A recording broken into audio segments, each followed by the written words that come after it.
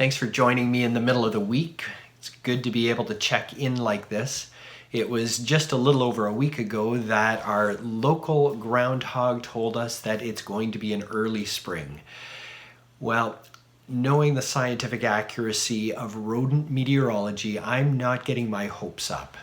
At least not those hopes. I do have hope.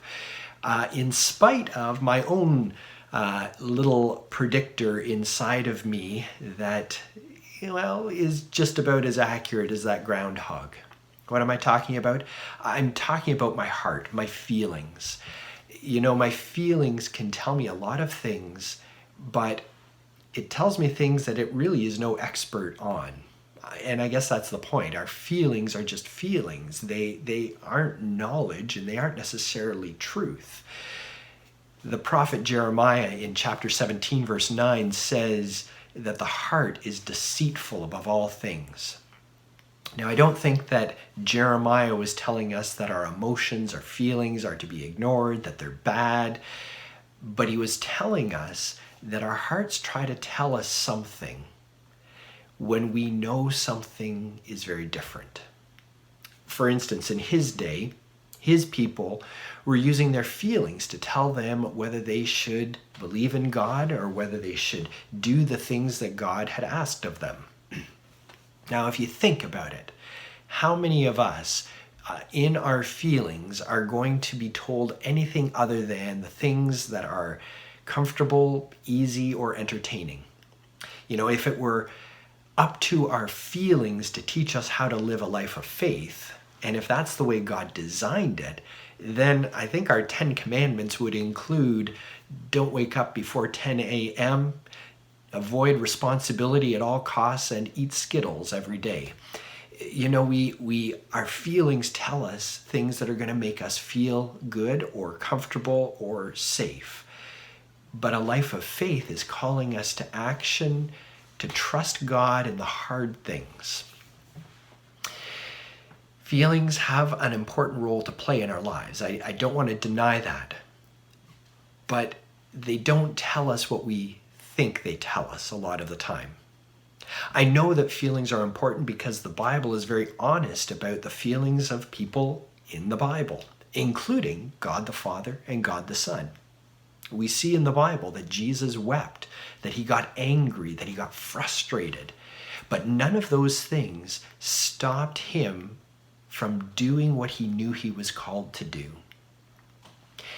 They played an important role, though, to inform him of things, to remind him that, people are difficult to lead, that sometimes people can be dangerous, and, that when a friend dies, it leaves a hole in our hearts. Those are important pieces of information, but they're not the whole story. They give us insight into how to live, but it leaves out a huge part of the knowledge and the truth that we need to make our decisions by. So other than an excuse to rant about Groundhog Day, why am I sharing this with you? Well, it's really quite simple. I'm feeling something today. You're feeling something today. We have feelings. But the other part of that is that what I'm feeling, what you're feeling, might lead us down a road that we shouldn't go. For example, you might be feeling lonely and discouraged today. And feeling lonely and discouraged might cause you to think that this world is a scary place. Or it might make you think that God doesn't care. Or it might make you think that there's nothing that you can do about your current situation. And really, all that the feeling is telling you is that you're feeling lonely and you're feeling discouraged.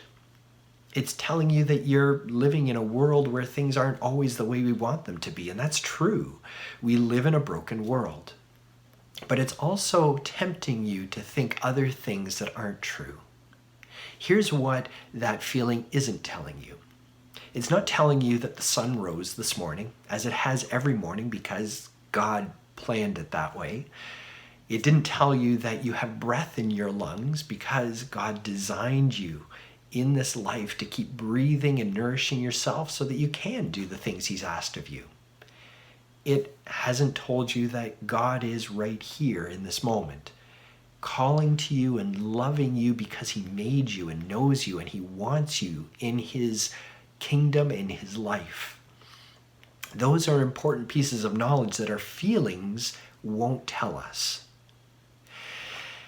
And it reminds us that as much as these feelings are important and we need to acknowledge them, we need to hang on to the bigger truth. And the bigger truth is hard work to hang on to because our feelings are so strong and so tempting to follow. A few days ago, I was in touch with several people, and over the course of those conversations, I was reminded that God still answers prayers, that God is still in the business of speaking to people's hearts and rescuing them from their sins. I was reminded that God is still speaking actively through his word by people who come to it looking for him. God is still doing what he has always done. Whether I feel that way or not is another story, but the truth is God is still at work. And it was interesting that it came through talking to other people. There were reminders of God actually at work. You and I need each other, and God designed us to need each other. We need each other to remind us that no matter what our heart says, there's a bigger truth that those feelings are a part of. To be reminded that God is at work even when we don't see it or we don't feel it. Our church life team at Westview is encouraging and promoting something called lifelines right now, because I think we all need a lifeline. We all need a little bit of help and encouragement along the way to maintain our faith, but also to grow our faith, because there are all these pulls in the other direction, including from our own hearts. And so lifelines are something that we've designed to be able to connect one person to another person in a relationship of mutual encouragement, to spur each other on in our faith, to remind each other that God is still at work. And you'll find in the announcements in the email that you receive this video with, there's more information about lifelines, or you'll find it in our Sunday morning email. And I'd encourage you to think about who is that person who's your lifeline. Let us know. Or if you need a lifeline, get in touch with us. Margaret and Sandy would love to hear from you to help you get in touch with somebody who can be that lifeline for you, because we need each other. Because we live in a world that is broken, and because our hearts don't tell us the whole story. We need support. Don't let your heart be the thing that you trust. Instead, let your confidence be in the Lord. And as the prophet Jeremiah said in chapter 17, be like a tree planted by the water that sends out its roots by the stream, that does not fear when heat comes, whose leaves are always green, that has no worries in the day of drought and never fails to bear fruit. Our confidence is in the Lord, and we need each other to remember that. God bless you.